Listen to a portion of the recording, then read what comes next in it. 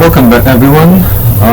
Today, before I take you through the examples and detailed discussion of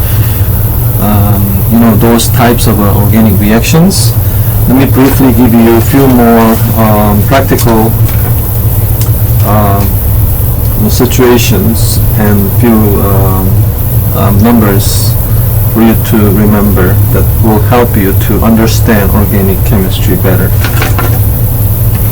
So the organic reaction typically takes place in the lab in a round bottom flask, and we fill the flask less than half with a solute and solvent. Then you have a magnetic stirring bar spun by hot plate that has big magnet in it, and you can control temperature and temperature over here and the spin. Then you can attach some other apparatus up there if you needed to. So as you spin enough, you promote mixing. And usually in this 100 milliliter round bottom flask, for the bimolecular reaction, the concentration must be minimum 10 to the negative 2 mole, which is about say 10 to the 100 millimolarity, which is about like 0.1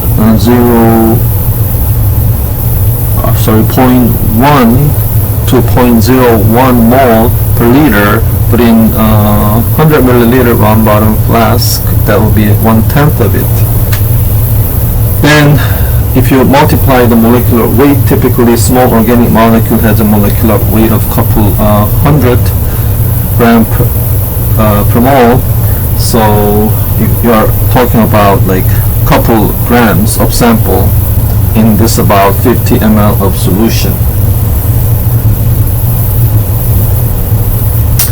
Then the reactions you run in the organic laboratory class, it finishes within sometimes less than an hour, or at the most a couple hours. So that falls into the reaction rate around 10 to the negative 4 to the 10 to the negative 6.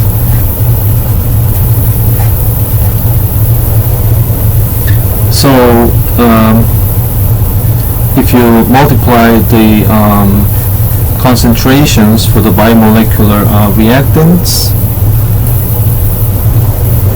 then you can calculate eventually how much time you need to remove the given amount of the moles. That will be roughly about 1 hour plus minus sometimes. For that kind of reactions, your activation energy, because we're talking about rate, it's about 20 to 30, say 25 kilocalorie per mole. And like I said, the usual case with a not so much steric hindrance elimination has a slightly higher activation energy with about the same product stability. This is for activation energy for elimination. The other one is for substitution, right? Nucleophilic substitution.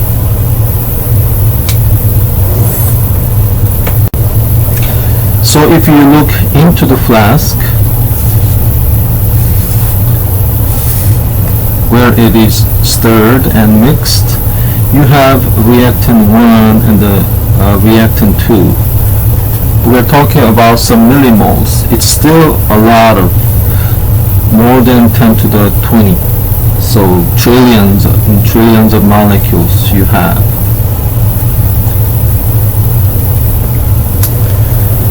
Then, as we studied, these molecules have a special unique structure, and those structures have conformational change going on, and only one or two conformations are active to generate the product. And also you have to know, when they collide, they must have a right orientation, not just a conformation. When they hit each other, then electron will be either shared or transferred, then forming bond and the break. Those discussions we did earlier applies. So when you do that, you have chance for, you know, R1 and R1 collide, or R2 and R2 collide, or R1 and R2 collide, sometimes with the correct orientation, sometimes with a different orientation. That also is factored in this Arrhenius factor. So enough temperature, enough small enough activation energy in a given temperature is not enough for effective reaction. You gotta have right orientation, frequent enough collision, things like that. So in the beginning, if the reaction was bimolecular, they needed to collide, and if they do, you start to build up a new molecule. It could be intermediate or products. Let's just say that's product. Product 1, product 2, product 2. And you make more and more as you remove more and more of R1 and R2 due to the reaction. So initially you had only R1 and R2. If you monitor their concentration, you know, R1 and R2, initially you had a large concentration, R1 and R2, and it started to decrease very much because you have a high concentration and you have a frequent collision, and some of them are, you know, effective one, so you lose R1 and R2. At the same rate, you generate P1 and the P2. But after a while, you find your solution is now not only just two chemicals, but you have four chemicals running into each other. So more variations of combination. So you should not think that product stays because they are product. You know, the product has also reactivity. When they collide, P1 and P2, like you know, R1 reacts with R2, goes to the P1 and the P2, but reverse reaction is possible, right? So they collide and they will go back to the R1 and R2. So they have a dynamic equilibrium at any moment. But also you have to know, sometimes later organic chemistry, you will see reactions happening by one of the reacting and one of the products. They collide and create different products, and sometimes that is your main product. So to keep track of all of these, we need to show stepwise changes of chemical with equations balanced. We call that mechanism, and showing mechanism is extremely important. Following what's happening, what can happen, what do you have in the solution, so you can imagine what are the possible chemical reactions, so you can choose the best one considering all the stabilities and factors you have. So to show mechanism, moving curved arrow like we've been practicing, it's very important, and any moment you have to imagine the best structure because the structure gives you property, which is a reactivity. Okay, that being said, many more combinations of reaction takes place, so you create more intermediate or the products. But now you start to have a less reactants, so the collision happens less. Although you have the same temperature, same activation energy, the Arrhenius factor start to change, thus the reaction rate change. Rate constant change, so rate change. Also, you know, the reaction rate is governed by the actual concentration. So the reaction takes away R and R2 less rapidly, so the concentration change is not as steep, so it starts to slow down, and later more slow down, and it reaches a steady state. Likewise, the product formation also slow down, and stay. That's when we know we have a dynamic equilibrium finally. Then you can stop the reaction. When you stop reaction, you add some chemical that can cancel one of these two chemicals or both chemicals' properties. Say you use the reaction, you use the reactant that is highly basic, then you add the opposite acidic chemical to neutralize, vice versa. So that we call quenching. So the chemical we add is quencher. We quench. So the reaction will be stopped. So then you can start, isolate and purify it. So you can identify what you have. Then you say, how do you monitor the change of the reaction? Well, simply speaking, you monitor before you quench it. You can use TLC scale, or you can use a spectroscopy like NMR, IR, these things, UV spectroscopy, etc. Depends on the natures of structure. Therefore, if you are in the lab and measuring reaction rate or rate constant or concentration, there are things that you have to consider all the time.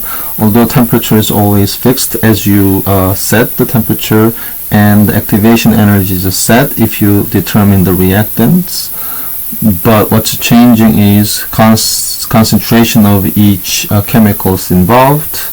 So which point of the time you measure the reaction rate or concentration, you expect different numbers.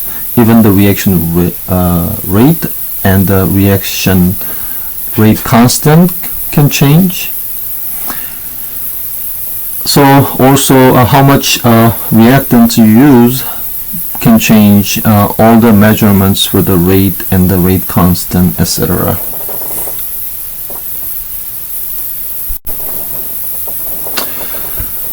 However, if you are applying these concepts to predict the reactions as a chemist, you have to always predict what you are getting and which of those are your main compound.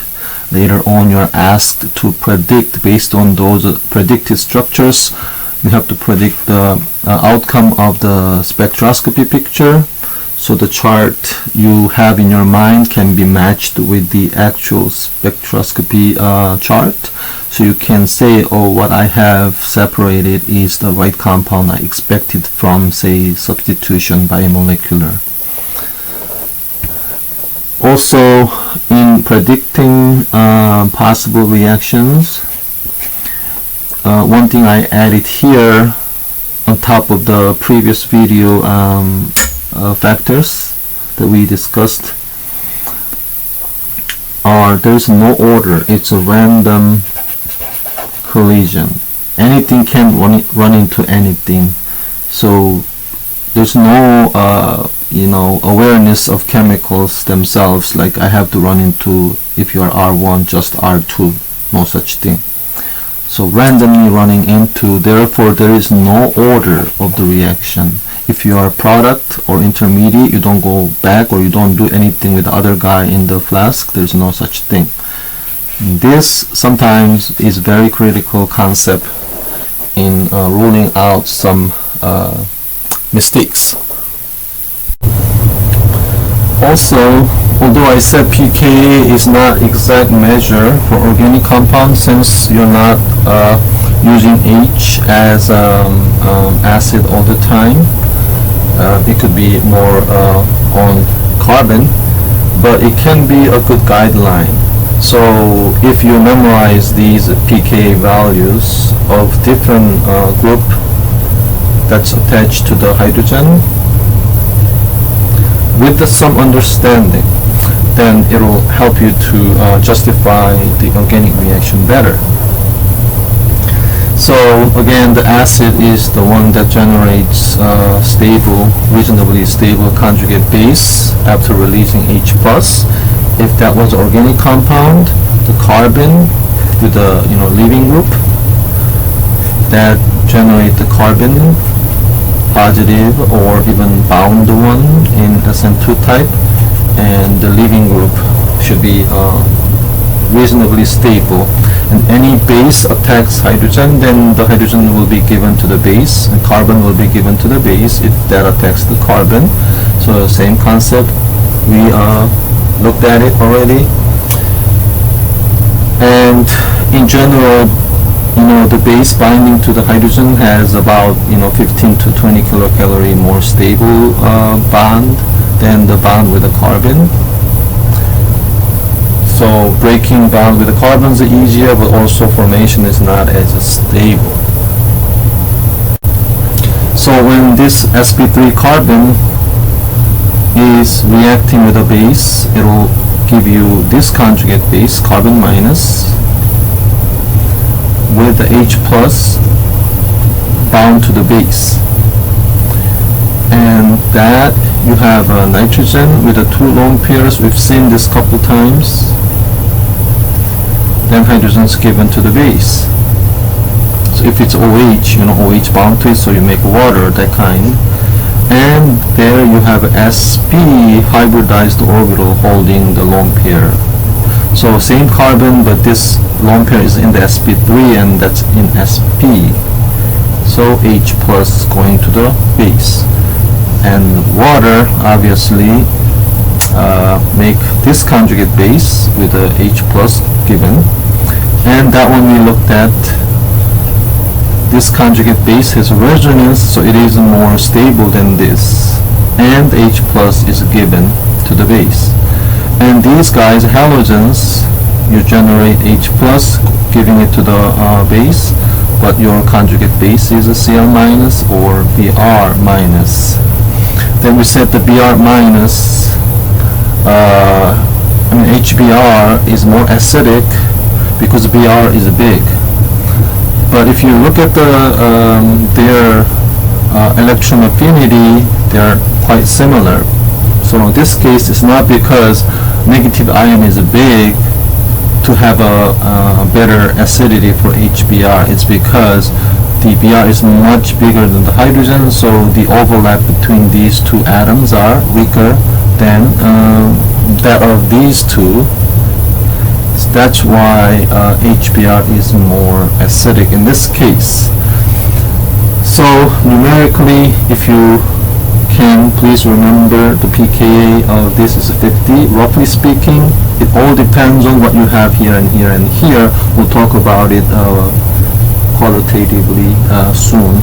Nitrogen without resonance or anything, sp3 case, you have 35. And sp carbon case, you have 25. Surprisingly, carbon minus is more stable than nitrogen minus, although nitrogen is more electronegative. It's because this electron is in sp orbital instead of sp3.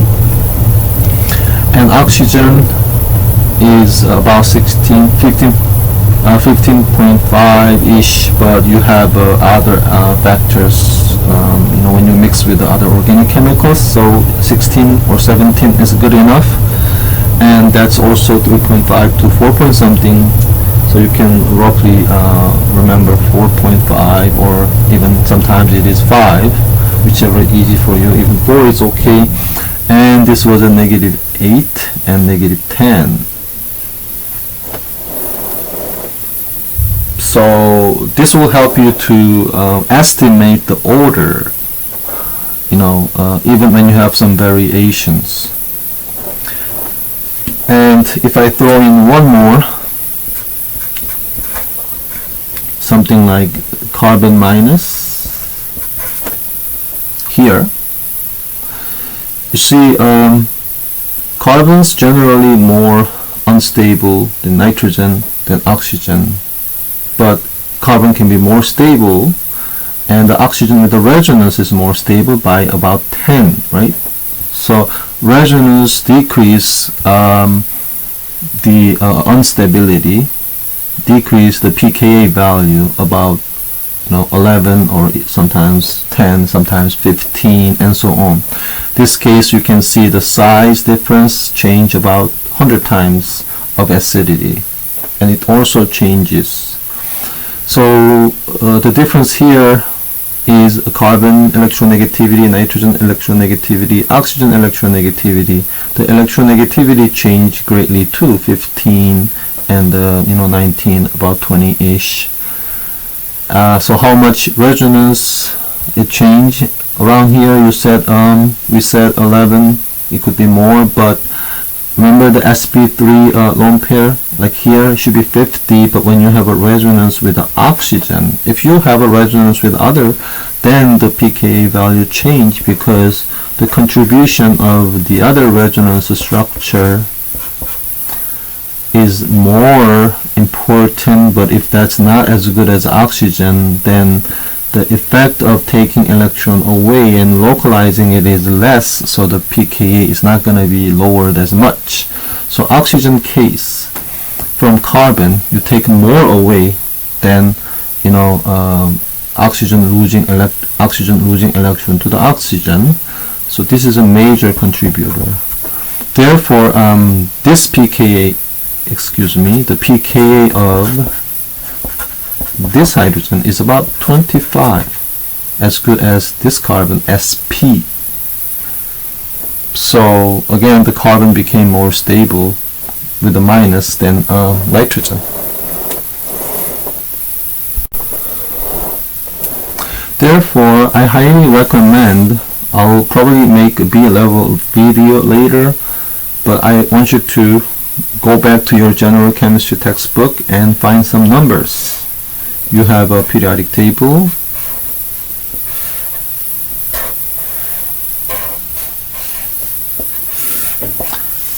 you know, first shell and S, second shell, S and the P, third shell, S and the P, and then 3 Ds are here. That's still using a third shell d orbital, but it starts to fill fourth shell, and so on. Down here you have a F shell elements.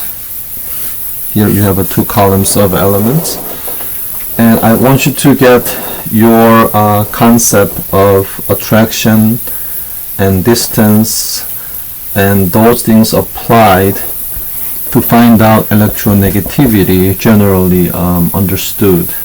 So small atom, more this way, more effective nuclear charge on the same shell, so this area is most electronegative, you know, 3 point something to even 4-ish. Then around here you have atoms with about 2 point something electronegativity. Then this area and most of this heavy metal area, you have slightly less because they have more shells and more shielding using d orbitals inside. So your valence shell has more shielding, so less attraction and a little bigger atom size. So say about 1.5 or 6 to 2-ish. But somewhere in the middle you have as electronegative as these guys. So 2 point whatever, close to 2.1, 2.2-ish. And hydrogen is here, but it has a 2.1 or greater. Then this area, there are two columns, and this column has the least electronegativity because on the given shell you have at least a plus charge from the nuclei, so it starts from small one about 1-ish and all the way down the big ones with a less charge and the bigger shell with a 0.7-ish. So if you go next, they have a little more electronegativity, and accordingly you can understand. That can give you a chance to understand electron affinity as well. Also size. And roughly speaking, if you have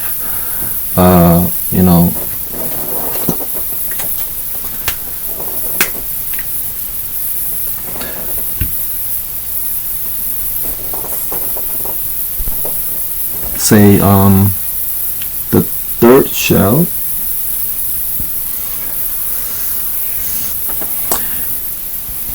not the carbon, nitrogen, oxygen one, but third shell. So the chlorine, for example, has about 1 angstrom.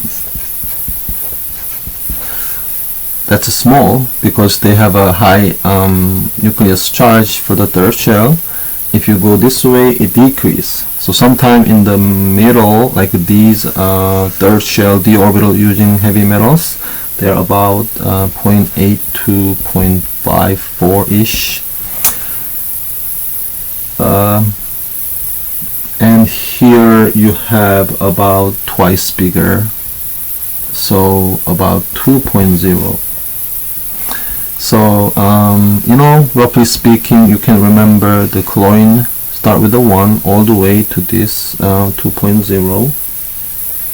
Then if you go up, they get a little less because they have a less shell. How small is it? The fluorine case is about 0.7 something, 0.7 to 0.7 something. So it's not even half, but about 70 some percent. If you go lower, it increases. So it's good to remember this.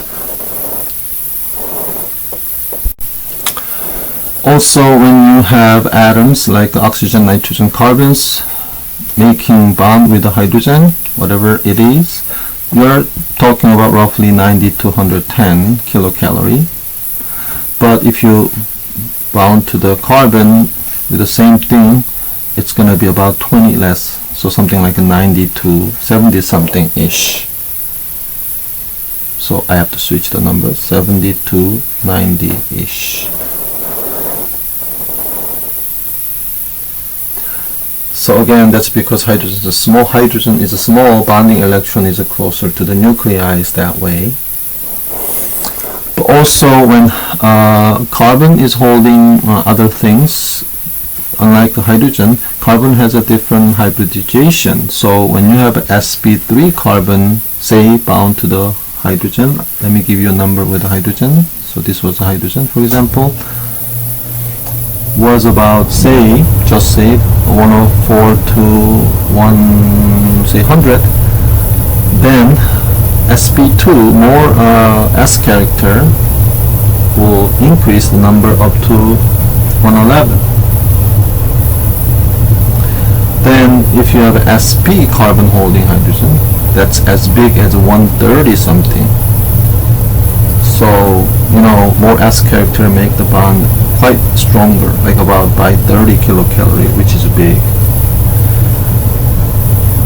So you can see the importance of hybridization in the chemical reaction, because the bond dissociation energy, or in even activation energy, 5-10 kilocalorie change is huge.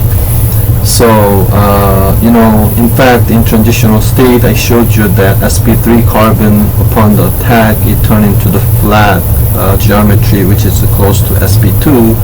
So the electrons staying in the compound have the experience changing from sp3 weaker one to sp2, so electron becomes somewhat stable there for those who are still bound.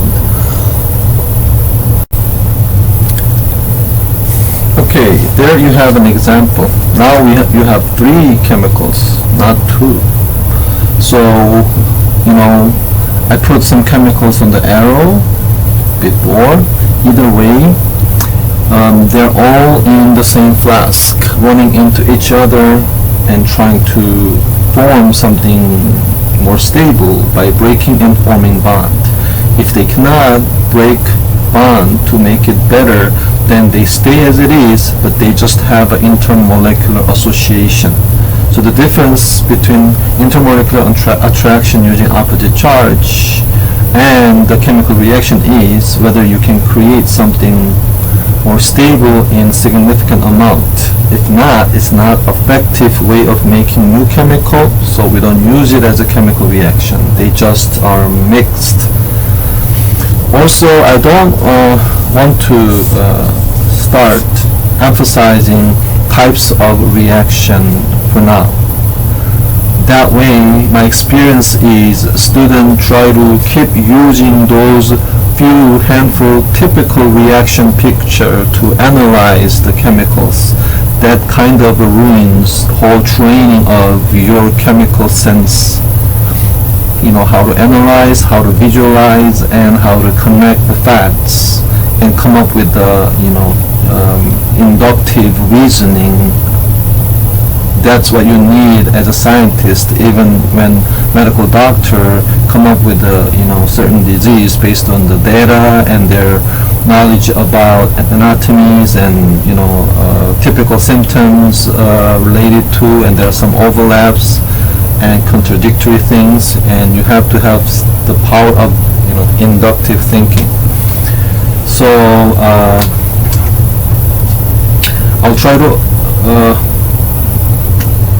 leave the typical summary of the typical reaction type later on, although I'm going to mention though. So anyway, I want you to focus on what you have in each time when you deal with a certain situation. I don't want to even say problems, because I'm not aiming to teach only people taking exams. I hope that I help people who are working in the chemistry. So sometimes you have information about the reactant and the reagent, so you have to predict what you're going to get. And this happens daily in the research lab. Or your boss wants you to make this, and you have this chemical, so then as a reactant, so then what do you need? What are the reactions that convert this R structure to the P structure? If you have a couple choices, then you have to choose the best one. When you do that, you go back to this. Oh, I have 3 different reagents and conditions, so 3 options. Let me try one, and you think about the product. Okay, when I do this thing, in mechanism, I see what we want, but you have other product possible. Then you try different conditions and see which one is the best for you. And worst the case, you need a new drug proposed by a medicinal pharmaceutical scientist, and you want to make this to cure, say, Ebola. Then you need to come up with what are the reactants, intermediates. So before this, you gotta have whatever reactants, and that can come from whatever reactant. That comes from whatever reactant.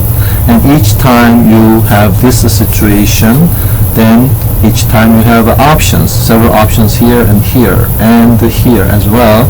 Then you go back to this and say, oh, I have these options for each conversion, which one is the best for us? So eventually you will be in a certain situation like that, and I hope you develop your knowledge based on realistic situations, rather than as if you are forever a student who just need to take the exam based on the typical reaction type.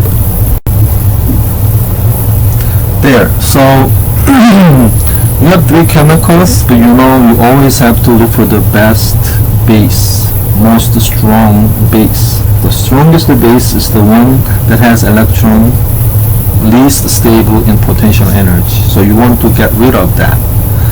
So when you look at these three chemicals, you see potential bases here and very strong base.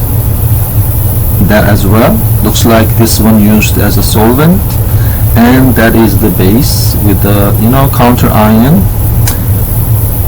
Also the role of the counter ion is very important, but I'm going to leave it for other separate video in B level. Then we found the base, and we need to look for acid electron acceptor in this ionic mechanism. So then, okay, you see positive charge here and here. And I hope you can imagine, without drawing it eventually, what bond you break if this one gives electron to these two carbon targets.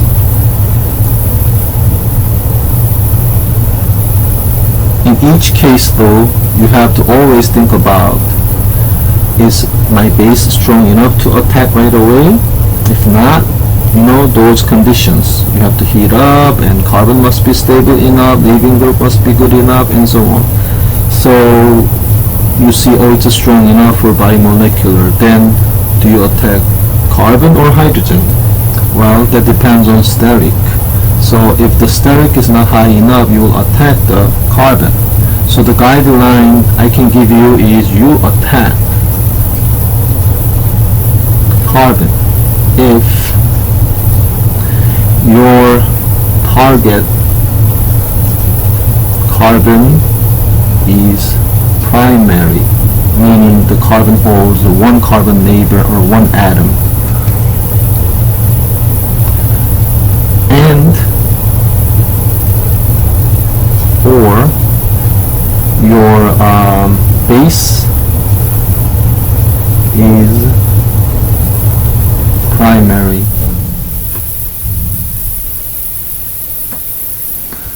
Then you say, what if your target is a secondary or tertiary? Tertiary case, you almost never. There are some details I need to discuss later on, but you never have the base attacking tertiary carbon.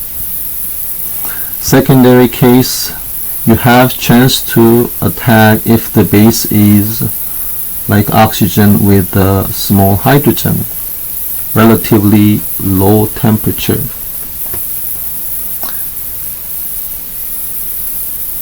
Or you have good nucleophiles, meaning because carbon is bigger than hydrogen, if you give base with a bigger atom, then it prefers binding and forming bond with a carbon than hydrogen, such as a sulfur.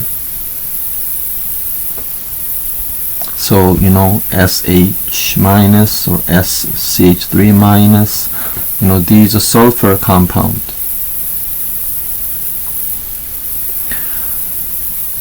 So here you have this one attacking either here or there. So you bring your electron pair there. When you do that, you do this, right? You have the leaving group. In this case, it will be this, and 3 hydrogens, and no steric hindrance.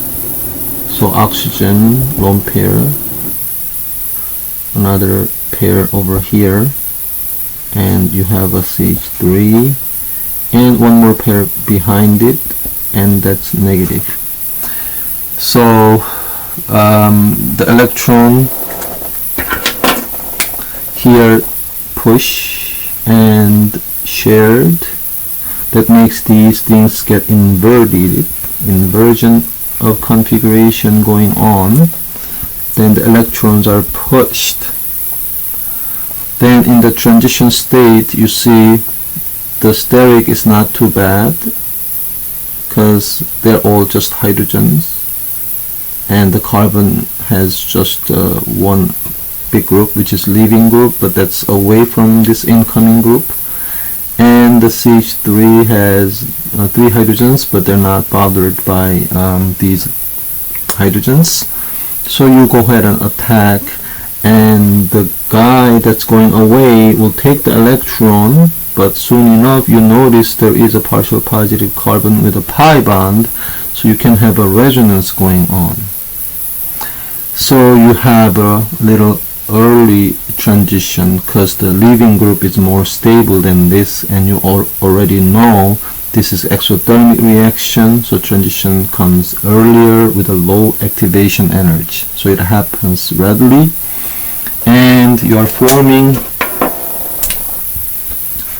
product with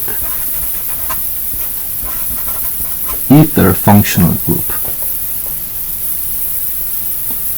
and your leaving group is stable with the resonance.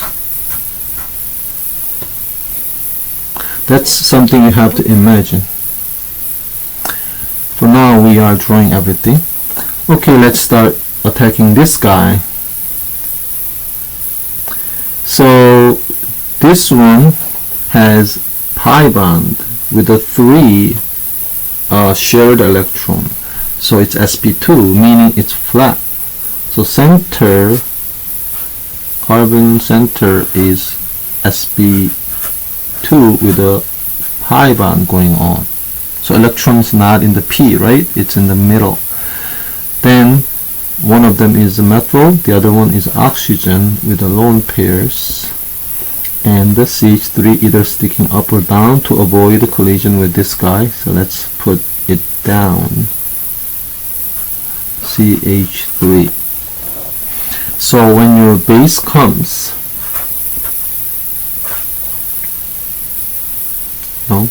you have 3 lone pairs, and here you have CH3. So that's this guy. How do you attack this center?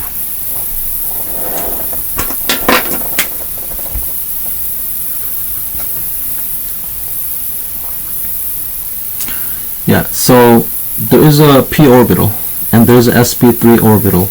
If you use this guy, then you cannot attack coming just like this case, coming around and hit here, because there is no orbital. The orbital is here, so you either go from the top or the bottom, and you have a different stereoisomer. So you have to know, you get this one approaching from the top, then the p orbital turning into bonded electron, so you have a 4. That means the carbon turn into the sp3, so you have to have sp3 hybridized orbital. Before that, I forgot showing something. Electron coming in, then you have to check the carbon, how many electrons it has. It has a maximum electron 8, so that would be too much, so you have to break off something. Do you break sigma bond, give electron to the oxygen minus, or sigma bond, give electron to the carbon, or pi bond, give electron to the oxygen? This oxygen is not better than this oxygen in terms of stabilizing electron. So you take the easier bond break. It takes less activation energy, because activation energy first is bond dissociation energy. So you have this one bound up here to to be neutral, CH3. This is a group attacked and form sp3 carbon, and this oxygen is now negative with the sp3, not anymore sp2. Then this guy has oxygen and CH3.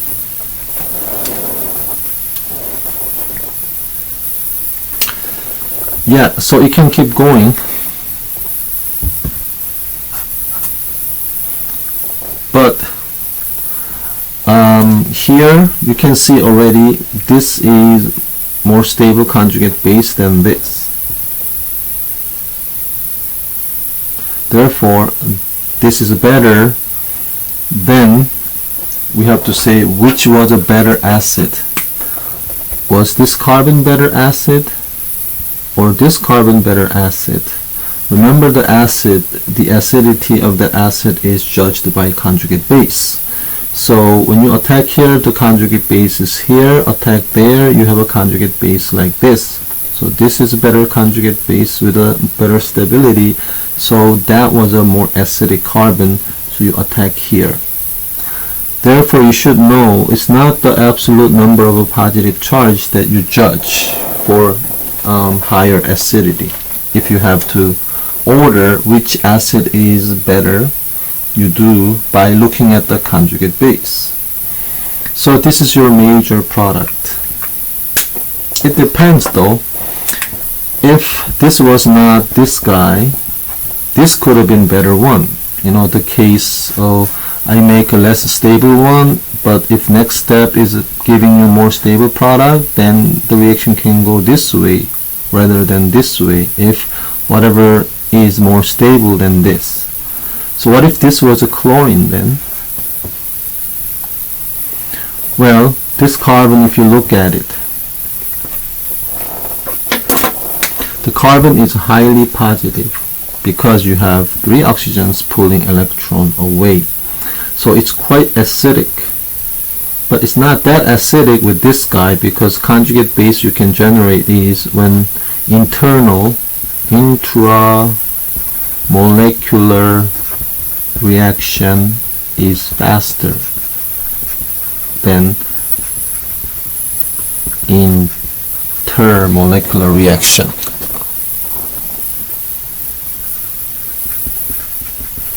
So what happens is this strong base like OH minus give electron to the partial positive carbon as if these, you know, negative attacks partial positive carbon. Same thing. Then one of these 2 oxygen will take away electron, not the carbon here. So say you take this away by pushing electron away. Then you get the product such as this. That's not as good as that, so it's not going down that much. It's gonna be something like this, so they all go back. So that's why this is major with the this and this as a leaving group. But if you had a chlorine there, everything changed, but just say hypothetically you have a chlorine at this moment, then when this is pushing, you are generating chlorine minus, and that is more stable than this and this, right? Even more than this. So overall reaction comes this way, although the first intermediate you form is O minus with no resonance. Still, when you push electron further, this eventually is more stable. So that's another factor that makes organic chemistry hard, because the carbon chain can keep changing at any moment, any possible way to stabilize these negative electrons or unstable electron pairs. So when you have reactants given, that's how you approach. Using all the factors, you come up with a product.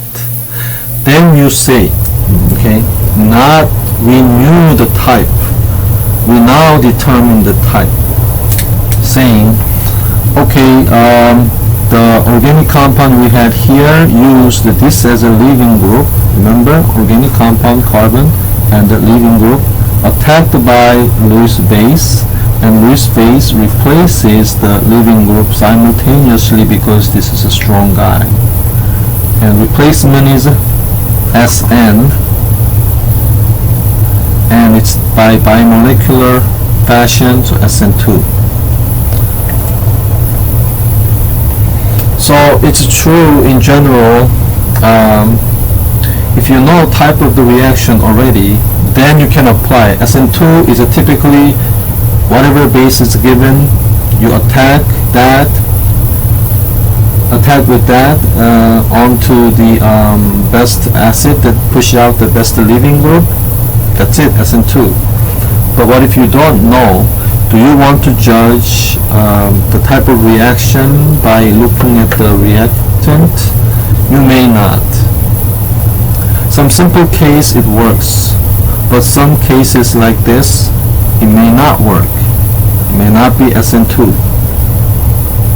So I want you to take the chemicals through the considerations with all the realistic factors and come up with a product.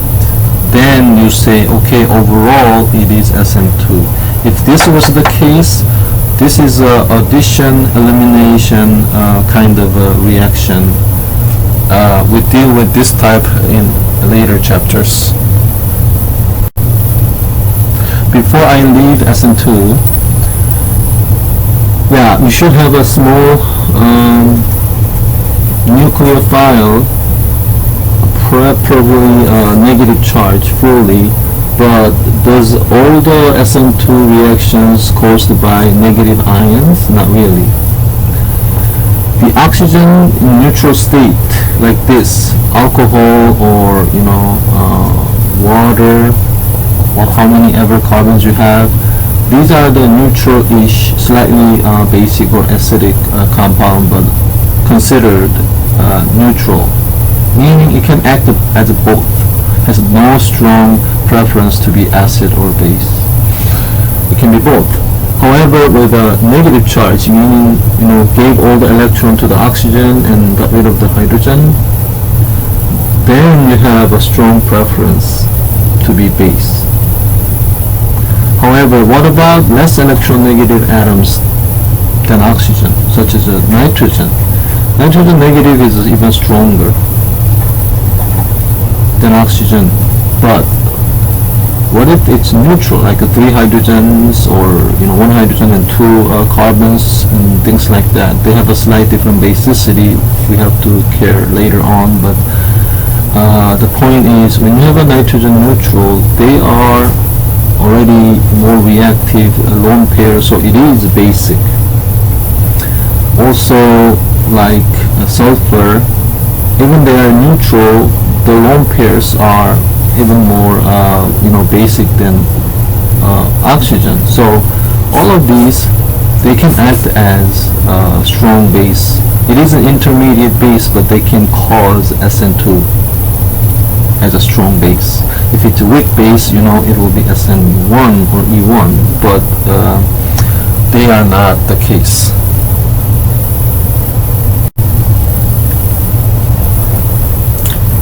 Okay, so typically Sn2, if you know a certain reaction is Sn2 already before you plan and react, then you can use this typical mechanism. You have a nucleophile which is a base, whether it's partially negative or fully negative, based on what we discussed about earlier. You find a better carbon center with a better leaving group, and you attack, kicks it out simultaneously, and you have an inversion going on. So that's another indication you detect the type of mechanism. The product should have an inversion of configuration. So you detect these guys with a TLC or spectroscopy or other tool. You also can detect the success of your reaction. There are chemical tests you can use to detect this or this as well, so you can confirm it that way. So this is a typical Sn2, and all the theoretical things we talked about before, the reaction rate formulas and things like that,